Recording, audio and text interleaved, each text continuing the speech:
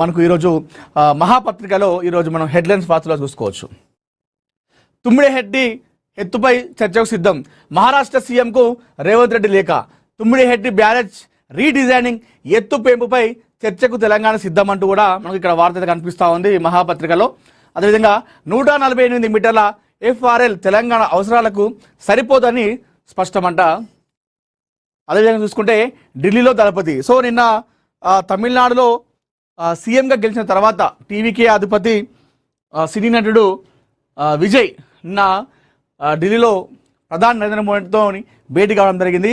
So నిన్న ప్రధాని మోడీతో భేటీ అయినటువంటి ఆ ఫొటోస్ ఏమవుతున్నాయో నిన్న సోషల్ మీడియాలో చాలా అంటే చాలా ట్రెండ్లో ఉండే. ఢిల్లీలోని సేవా తీర్థలో ప్రధాని మోడీతో 20 నిమిషాల పాటు సమావేశం అట. చెన్నై మెట్రో విస్తరణ, GST బకాయిలపై ప్రధాన చర్చ అంట. సో అక్కడ దళపతి కలిసినా కూడా తమిళనాడు రాజకీయాలు కంప్లీట్ ఇతర రాష్ట్రాల రాజకీయాలు వేరే ఉంటాయి. సో అక్కడ అంతా కూడా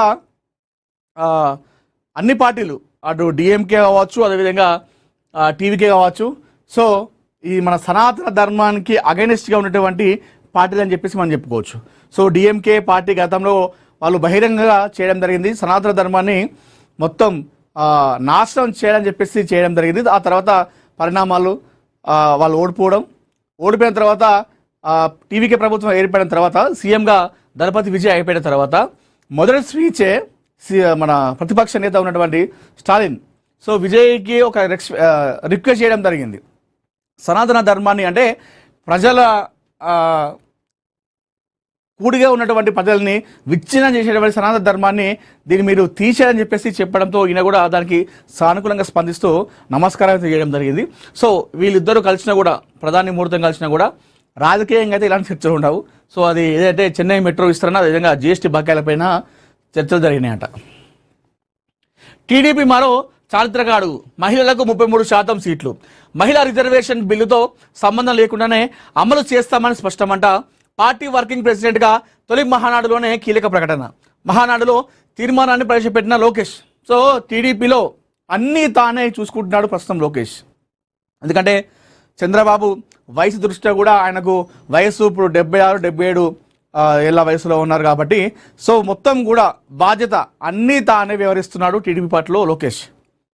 అటు కార్యకర్తల మధ్య సమన్వయం చేయడం, నాయకుల మధ్య సమన్వయం చేయడం, టీడీపీ పార్టీని బలోపేతం చేయడంలో నారా లోకేష్ పాత్ర మరవలేని ప్రస్తుతం. గతంలో చూసుకుంటే ఇదే నారా లోకేష్ను పప్పు అంటూ ఆయన మాట్లాడిన మాటల్ని ట్రోల్స్ చేయడము, మీమ్స్ చేయడము చాలామంది చేయడం జరిగింది. సో ఏదైనా కూడా ఒక బాల్ అనేది మనకు గోడకు ఎంతైతే ఫాస్ట్ చేస్తామో అది ఆ రియాక్షన్ వచ్చేటప్పుడు దానికంటే ఎక్కువ వేగంతో వస్తుంది. సో అదే తరహాలో లోకేష్ కూడా ఒక కొట్టిన పిండిలాగా తయారు కావడం జరిగింది. సో ఒక బాల్ లాగా ఒక యాక్షన్కి ఒక రియాక్షన్ ఎట్లా వస్తుందో ఆ విధంగా తయారండి. ఎవరైతే ట్రోల్స్ చేస్తారో, ఎవరైతే ఆయన ఒక విధంగా మాటలు రావని చెప్పిస్తారో ఈరోజు అదే మాటలతోని అటు ప్రతిపక్షాల పైన ఆయన మాటల దాడి చేస్తూ ఉన్నాడు. సో ఒక పరిపక్వత చెందిన నాయకుడిగా అయితే ఒక గుర్తింపు పొందాడు నారా లోకేష్. నాకు మహానాడులో ఒకటి చాలా బాగా నచ్చిందండి. ఎందుకంటే ఆయన మాట్లాడుతూ మహిళా సాధికారత కోసం నిన్న మహానాడులో ఒక చర్చ జరిగింది. ఆ చర్చలో మాట్లాడుతూ మనం ఫస్ట్ మహిళల్ని గౌరవించుకోవాలి. సో అది చేయాలంటే ముందుగా మనం చేయాల్సింది గాజులు దొడుక్కున్నావా, నువ్వు అమ్మాయిలా ఏడుస్తావేంటి. మనం మామూలుగా అబ్బాయిలు ఏదైనా మగవారైనా సరే అబ్బాయిలైనా సరే ఎవరైనా సరే ఏమైనా గొడవ అయినప్పుడు అంటే మీరు కొడుతూ చూస్తుంటే మేము గాజులు దొడుక్కున్నాం అనుకున్నామా అని చెప్పేసి అంటారు. అంటే అక్కడ ఏమవుతుందంటే గాజులు దొడుక్కున్నాం అంటే ఒక మహిళల్ని మనం కించపరిచినట్టు, అక్కడ మహిళల్ని కించపరిచినట్టు. అంటే అమ్మాయి అయితే ఫైట్ చేయలేదు కదా, మీరు తిడుతూ కూర్చుంటే మేము గాజు వేసుకుని కూర్చుంటామా, మీరు చీర కట్టుకున్నామా, అమ్మాయిలా ఏడుస్తావు ఇంద్రా అని చెప్పేసి అంటారు కదా. సో అవన్నీ కూడా మహిళల్ని కించపరిచినట్టు ఉన్నాయి. ఫస్ట్ ఈ మాటల్ని మనం బంద్ చేయాలని చెప్పేసి చెప్పడం జరిగింది. నాకు ఆ పాయింట్ నిజంగా బాగా నచ్చింది. ఇలాంటి ఆలోచన ఈ యాంగిల్ అయితే ఎవరు ఆలోచించలేదు. నిజంగా హ్యాట్స్ ఆఫ్ నారా లోకేష్ గారికి. సో ఒక పరిపక్వత చెందిన నాయకుడిగా అయితే దూసుకెళ్తున్నాడు ఆంధ్రప్రదేశ్లో. చూద్దాం రాజకీయాలు ఎలా ఉండబోతున్నాయో. తండ్రి వయసు దృష్ట్యా లేడు కాబట్టి సో అటు వాళ్ళ కూటమిలో ఉన్నటువంటి మరొక జనసేన పార్టీ అధినేత పవన్ని అయితే ఆయన ఎక్కడ కూడా తక్కువ చేయడు. ఏ పార్టీ మహానాడు కానివ్వండి, అది టీడీపీ పార్టీ కానివ్వండి, ఏ సభ అయినా సరే నారా లోకేష్ మాట్లాడుతున్నప్పుడు వారి తండ్రి చంద్రబాబు నాయుడు గారి ప్రస్తావన ఏ విధంగా చేస్తాడో ఖచ్చితంగా ఆ రోజు ఆ సభలో పవన్ కళ్యాణ్ గారి ప్రస్తావన కూడా ఖచ్చితంగా తీసుకొస్తాడు. పవన్ అన్న అన్న అంటూ కూడా అసలు అన్న అంటూ కూడా ఆయన మాట పలకకుండా సభ ఉండదు. ఆ విధంగా రెస్పెక్ట్ ఇస్తాడు. నిన్న కూడా పవన్ కళ్యాణ్ గురించి మాట్లాడుతూ నానా రాజమండ్రిలో జైలుకి వెళ్తున్నప్పుడు నాకు మొట్టమొదట కాల్ చేసింది, ఫోన్ చేసింది, నాకు ధైర్యం ఇచ్చింది, కొన్న దండ ఇచ్చింది కేవలం పవన్ అన్ననే అని చెప్పేసి చెప్పడం జరిగింది. సో ఆ విధంగా రెస్పెక్ట్ ఇస్తున్నాడు. మరి చూద్దాం రాజకీయాలు ఎప్పుడైనా ఏమైనా జరగవచ్చు, చూద్దాం ఏమవుతుంది. అత్వల్లిలో బరితెగించిన అక్రమం, ఇది మైల్ స్టోన్ నిర్వాహకం అయితే అది మామూలు కాదండి. వీళ్ళ అక్రమాలు, వీళ్ళ దందాలు, వీళ్ళ ఆగడాలకైతే అడ్డు కట్టలేదు. మైల్ స్టోన్ ఆగడాలకు అడ్డు కట్టేది అంటే అది ఇంకా క్వశ్చన్ మార్కే. వీళ్ళ అక్రమాలు మామూలు అక్రమాలు కాదు. ఇది చూడండి, భారీ నాళాలను ఆక్రమించి మైల్ స్టోన్ అనేది పెద్ద ఫ్రాడ్, అది మామూలు ఫ్రాడ్ కాదు. అది చాలామందిని మోసం చేసినటువంటి ఒక కంపెనీ, అది ఒక సంస్థ. అది అక్రమంగా నాళాలు కట్టడము, ఏదైతే రియల్ ఎస్టేట్ రెగ్యులేషన్ అథారిటీ ఉంటుందో ఆ నిబంధనలకు విరుద్ధంగా వివరిస్తూ ఉంటుంది మైల్ స్టోన్ ఎప్పుడైనా సరే. ఇది ఒక్కసారని కాదు, జనాలను మోసం చేసుడు అన్ని కథ ఉంటుంది వీళ్ళది. రియల్ మాఫియా కనుసన్నులోనే అధికార యంత్రాంగం ఇది. ఈ మైల్ స్టోన్ ఉంది కదా, వాళ్ళ కనుసన్నులోనే అధికారులు పనిచేస్తూ ఉన్నారు.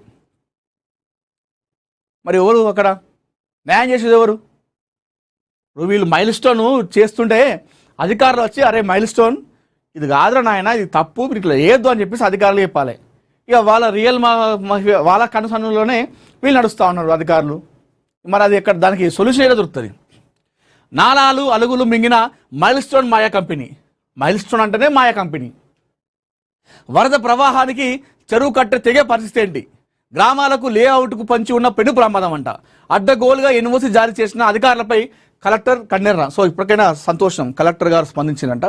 Irrigation revenue joint survey report కోరిన కలెక్టర్. ఒకసారి ఈ వార్త కంప్లీట్ చూద్దాం, ఎందుకంటే ఈ మైల్ స్టోన్ పైన అసలు వార్తలు మామూలుగా రావట్లేదు. వీళ్ళు చేసే అరాచకాలు, వీళ్ళు చేసేటువంటి అక్రమాలు మామూలుగా ఇవన్నీ కూడా చూడండి. ఇగో అత్వేలిలో మైల్ స్టోన్ బరితెగింపు, అక్రమార్కుల చెరువులో చిక్కిన పెద్ద చెరువు నాలాలు అలుగు, కల్వర్ట్ల మధ్య వెంచర్ కమా నిర్మాణం. వీళ్ళకి చెప్తున్నా కదా, వీళ్ళకు అడ్డు అదుపు అనేది లేదు. ఇష్టారాజ్యం అన్నట్టు వాళ్ళ కథ. ఇగో మైల్ స్టోన్ రియల్టర్ల అరాచకం, చెరువు అలుగు నాలాల ఆక్రమణ. సో వీళ్ళ అక్రమాలపై మహాపత్రిక ప్రతిరోజు కూడా స్పందిస్తూ ఉంది. ప్రతిరోజు కూడా మనం పోరాటం చేస్తూ ఉన్నాం మహాపత్రికలో. వీళ్ళ అరాచకాలపైన, వీళ్ళ ఆగడాలపైన ప్రతిరోజు కూడా మనం కవరేజ్ చేస్తూ ఉన్నాం. సో మైల్ స్టోన్ చేసేటువంటి నిర్వాహకం ఇది. అత్వదిలో అక్రమం బరితెగించింది. రియల్ మాఫియా కన్ను పడితే చెరువులు, నాలాలు, అలుగులు, తూములు కథమవుతున్నాయి. Milestone real estate company యాజమాన్యం మొదటి వరుసలో ఉందనడానికి ఇదే నిలువెత్తు నిదర్శనం. తమకున్న ధన రాజకీయ పలుకుబడితో అధికార యంత్రాంగాన్ని నోట్ల కట్టెలతో నోళ్లు ముగించి లేఅవుట్ అనుమతులు రాని చోట అడ్డదారిలో ఇరిగేషన్ ఎన్ఓసీలు పొంది నాలాలు అలుగులను మింగేసింది. ఇది హెచ్ఎండిఏ నుంచి అనుమతులు సైతం పొందింది. అవినీతి అధికారుల ధనదాహానికి వందల ఏళ్ల నాటి పురాతన చెరువులు, కుంటలు, 100 ఎకరాకు సాగు నీరు అందించే నాలాలు, తూములను మూసి దర్జాగా వెంచర్ నిర్మాణం సాగిస్తోంది. ఇది కథ. అంటే అధికారం, ధనం ఉంటే ఎవరు ఏదైనా చేసుకోవచ్చు. మన ఈ సమాజంలో, మన ప్రజాస్వామ్య దేశంలో డబ్బు, పేరు, పరపతి ఉంటే ఏదైనా చేసుకోవచ్చు అన్నట్టు. ఇప్పుడు మైల్ స్టోన్ లాగా ఇప్పుడు అధికారులు కూడా వాళ్ళ మాట వింటున్నారట. అంటే ఎందుకంటే వాళ్ళ దగ్గర డబ్బులు ఉన్నాయి, పేరు ఉన్నది, పరపతి ఉన్నది కాబట్టి. ఇది కదా, 100 ఏళ్ల నాటి పురాతన చెరువుల కుంటలు కూడా మూసేసిందట దర్జాగా, అందరూ చూస్తుండగా. ఇది మైల్ స్టోన్ యొక్క నిర్వాహకం, అరాచకం, ఆగడాలంటే ఇవి. 165 ఎకరాలు ఉన్న చెరువు నిండి భారీ వరద ప్రవాహానికి చెరువు కట్ట తెగితే పక్కన ఉన్న గ్రామాలు, వెంచర్లు, ప్లాట్లు కొనుగోలు చేసిన వారి పరిస్థితి ఏంటంటే అంతేగా. దాన్ని ఏమంటారు, లాస్ట్ అధికారులు పోయి మేము దానిపైన ఎంక్వైరీ చేస్తాం, అది ఏం జరిగిందని చెప్పి చూస్తామని చెప్పేసి చూస్తారు. నేను చెప్పినా కదా, చట్టాలు మన దేశంలో, ప్రజాస్వామ్యంలో మన దేశాలు ఎట్లా ఉంటాయంటే బలహీనులకు ఒకలాగా పనిచేస్తాయి, బలవంతులకు ఒకలాగా పనిచేస్తాయి. ఇక్కడ వీళ్ళు బలవంతులు కాబట్టి ఇక్కడ చట్టాలు పనిచేయవు అని అడిగితే, ఎందుకంటే అక్కడ అధికారులే వాళ్ళకు వత్తాసు పలుకుతూ వాళ్ళకు సపోర్ట్ చేస్తూ ఉన్నారు. ఇది బలవంతులకు ఒకలాగా బలహీనులకు ఒకలాగా పనిచేస్తే చట్టానికి ఇది ఒక నిదర్శనం. ప్రాణ నష్టం జరిగితే ఎవరు బాధ్యత వహిస్తారు అనే ప్రశ్నలు ఉత్పన్నం అవుతున్నాయి. అడ్డదారిలో ఇరిగేషన్ ఎన్ఓసీలు ఇచ్చిన అధికారులపై కలెక్టర్ కన్నెర చేసినట్టు తెలిసింది. అలాగే ప్రత్యేక కమిటీని ఏర్పాటు చేసి ఇరిగేషన్ రెవెన్యూ అధికారుల జాయింట్ సర్వే చేసి త్వరగా రిపోర్ట్ను అందజేయాలని అదనపు కలెక్టర్కు సూచించినట్టు సమాచారం. Cyberabad municipal corporation Medchal circle పరిధిలో